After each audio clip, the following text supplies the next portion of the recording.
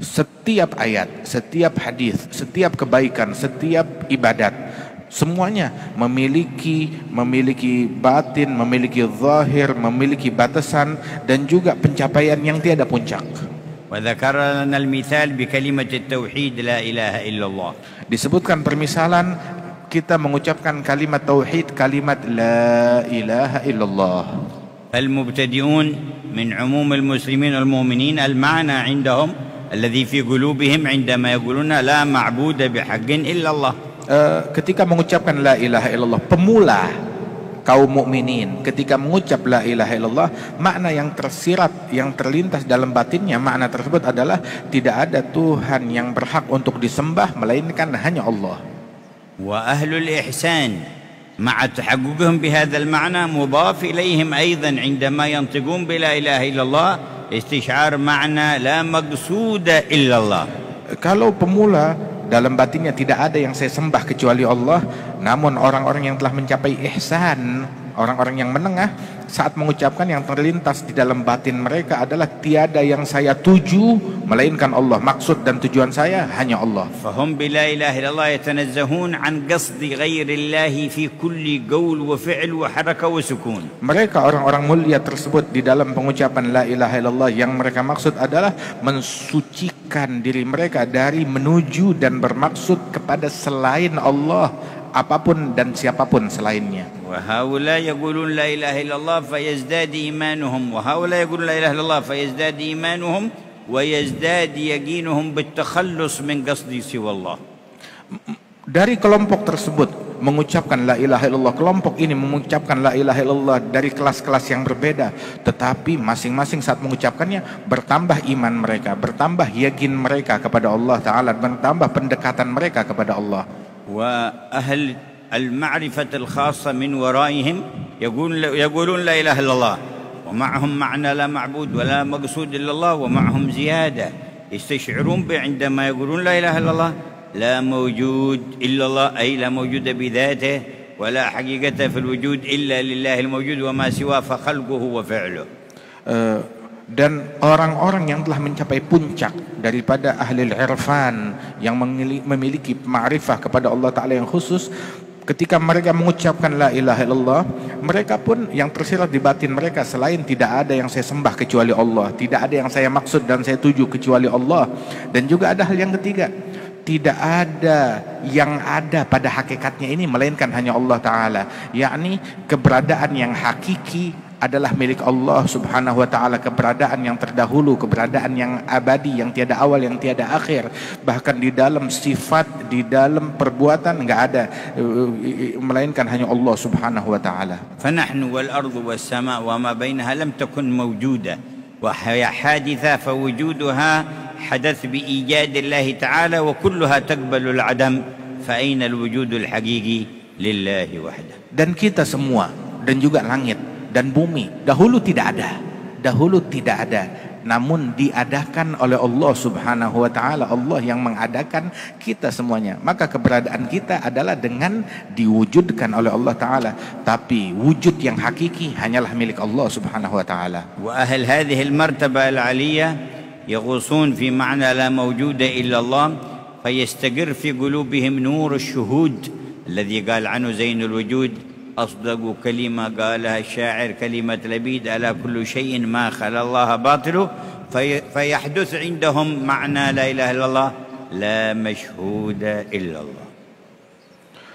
Dan orang-orang yang telah mencapai pencapaian ini, mereka menyelami ma'rifah dan hakikat tersebut dengan nur yang memenuhi hati mereka dan kesaksian di dalam hati mereka, hingga mereka mencapai pencapaian seperti yang dikatakan oleh Nabi Muhammad SAW. Sebenar-benarnya kalimat yang pernah diucapkan seorang penyair adalah kalimatnya Labid yang berkata, ketahuilah bahwasanya segala sesuatu selain Allah adalah akan sirna, sia-sia dan batil dan akan menjadi ketiadaan.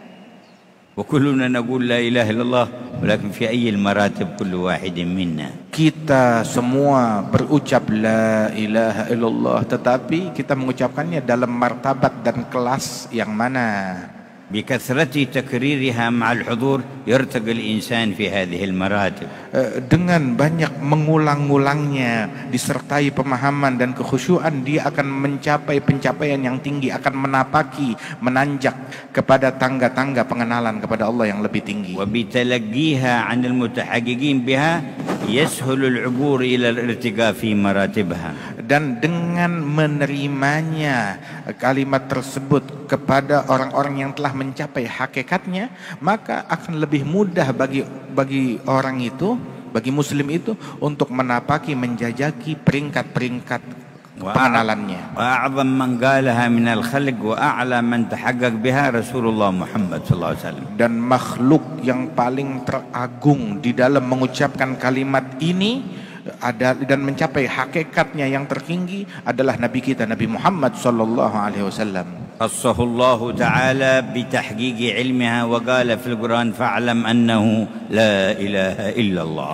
Allah Ta'ala memberikan hakikat ilmu la ilaha illallah kepada Nabi Muhammad, hingga Allah mengatakan kepada Nabi Muhammad, fa'lam, wahai Muhammad ketahuilah bahwasanya la ilaha illallah, diajarkan saat itu oleh Allah Ta'ala.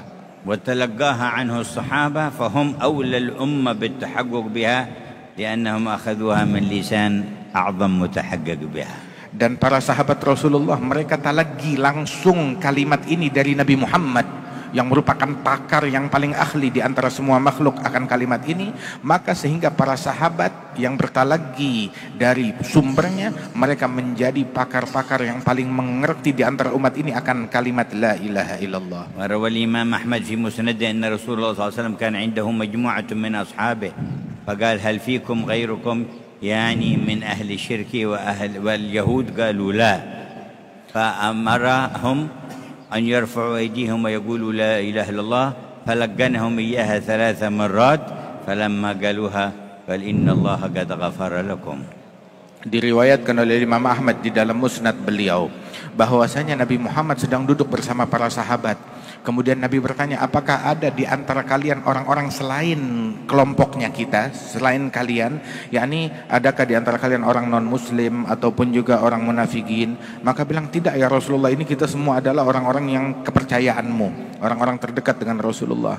Maka Nabi pun berkata kepada mereka, mentalkinkan kalimat la ilaha illallah sebanyak 3 kali, dan tiap kali mengucapkannya diikuti oleh para sahabat. Setelah 3 kali itu Nabi berkata, ketahuilah bahwasanya saat ini Allah telah memberikan ampunannya kepada kalian semua. في تبعيته والاقتداء به كما قالها لأصحابه وقالوها بعد نقولها كذلك. Dan dalam rangka mengikuti Nabi Muhammad dan menyambung dengan lisannya Nabi Muhammad dan juga menyambung dengan para sahabatnya Nabi Muhammad, maka kami akan melantunkan kalimat ini dan kita ikuti semuanya kalimat tersebut. ونرفع أيدينا ونقول لا إله إلا الله لا إله إلا الله لا إله إلا الله لا إله إلا الله لا إله إلا الله لا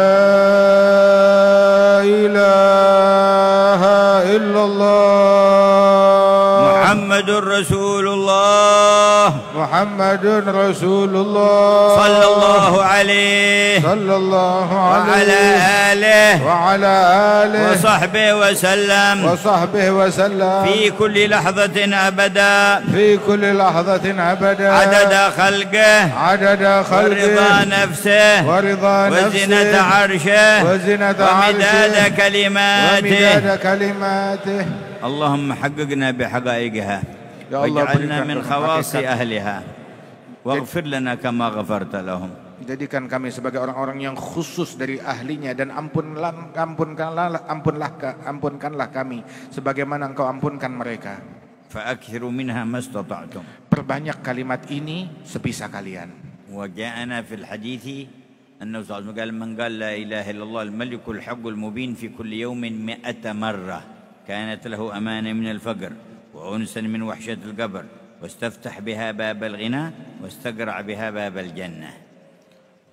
Disebutkan di dalam riwayat, barang siapa yang mengucap la ilaha illallah al-malikul haqqul mubin, ditambahkan al-malikul haqqul mubin, la ilaha illallah al-malikul haqqul mubin, setiap hari 100 kali, maka kalimat itu menjadi penyebab orang tersebut memberikan keamanan bagi orang tersebut dari segala keburukan, aman daripada kefakiran, dan juga diberikan ketentraman ketika dia dimakamkan dalam kuburannya, kedamaian dan pendampingan, dan juga dibukakan pintu kekayaan oleh Allah Subhanahu wa taala dan ditutup pintu kemelaratan.